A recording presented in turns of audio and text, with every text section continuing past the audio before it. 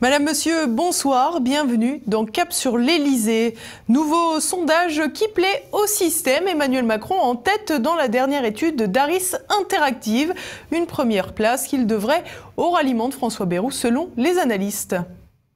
26% au premier tour pour l'ancien banquier. Voilà le résultat du dernier sondage d'Harris qui place donc l'ex-locataire de Bercy en tête. Macron aurait tout simplement gagné 5 points en une semaine, une progression fulgurante qui incomberait, selon les journalistes, au ralliement du Béarnais François Bayrou, lequel pesait justement 5% dans les sondages. Pourtant, tout porte à croire que la progression de Macron se doit à d'autres phénomènes. L'engouement unanime des médias et surtout la nullité de Benoît Hamon, le candidat officiel des socialistes. D'une part, à force de matraquage, le loup de la finance profite d'une notoriété fabriquée de toutes pièces. Pendant que les canards s'acharnent sur l'affaire Fillon, on passe sous silence les arrangements fumants de Macron.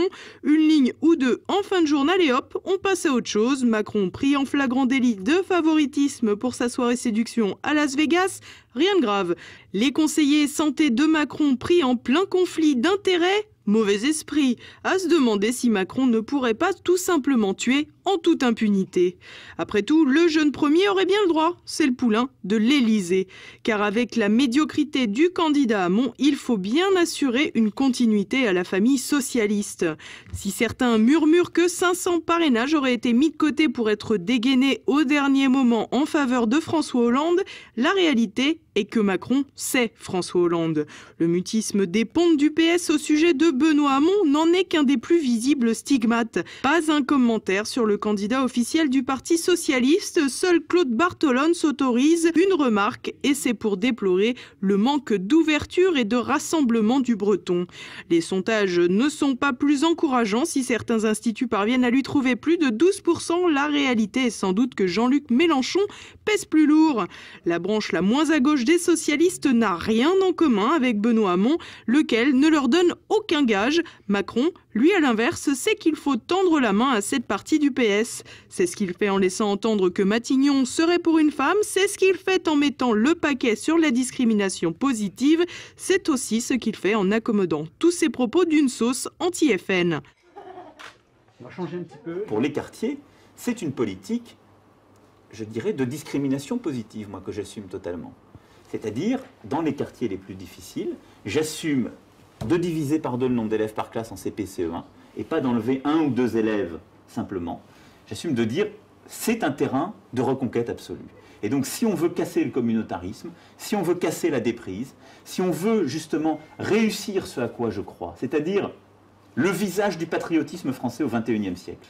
Le patriotisme français, je ne laisserai pas le Front National le prendre. Certains quartiers se sont enfermés dans le communautarisme parce qu'on ne leur a plus permis de réussir et d'avoir des vraies trajectoires. Et donc j'accompagne cette politique de fermeté en matière de laïcité, de tolérance zéro en matière d'insécurité et de tout communautarisme, avec une politique volontarisme de reconquête de la République dans les quartiers qui sont les plus en difficulté. Celles et ceux qui ont sombé dans le terrorisme islamiste, et là-dessus je marque une différence fondamentale sur le plan lexical, philosophique et stratégique avec François Fillon qui parle d'un terrorisme islamique. Je pense que c'est une confusion mentale grave qui nourrit le climat de guerre civile. Et voilà, avec une bonne couche de vivre ensemble pour récupérer les socialistes dans son giron, au détriment de Benoît Hamon. La technique est grossière, mais elle fonctionne. Il faut dire que le Breton a du mal à exister. L'aile droite du PS, autoproclamée Pôle des réformateurs, vient de rédiger une déclaration d'amour pour Emmanuel Macron, signée par Gilles Savary et Christophe Caresche, lequel a déjà rejoint personnellement le produit Rothschild. Du côté de Benoît Hamon, on assiste à l'agonie stoïque. Le Breton tente comme il peut de désamorcer l'engouement pour le jeune banquier, sans grand succès. Emmanuel Macron, c'est le candidat chimère. La chimère telle que décrite par Homère. Un lion devant, un dragon derrière, une chèvre au milieu. Qui est Emmanuel Macron? Qui est Emmanuel Macron? Et oui, en voilà une bonne question, mais personne n'y répond vraiment et certainement pas Benoît Hamon, son ancien collègue de ministère.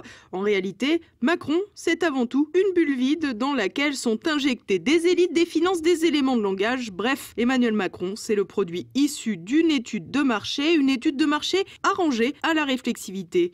Les médias font monter la sauce, les soutiens se multiplient, de quoi rajouter une autre couche médiatique. Macron numéro 1 dans les sondages suit le même principe. Alors que le banquier à l'électorat le plus volatile et donc le moins certain, ressasser qu'il est le favori, va terminer de convaincre une partie des indécis.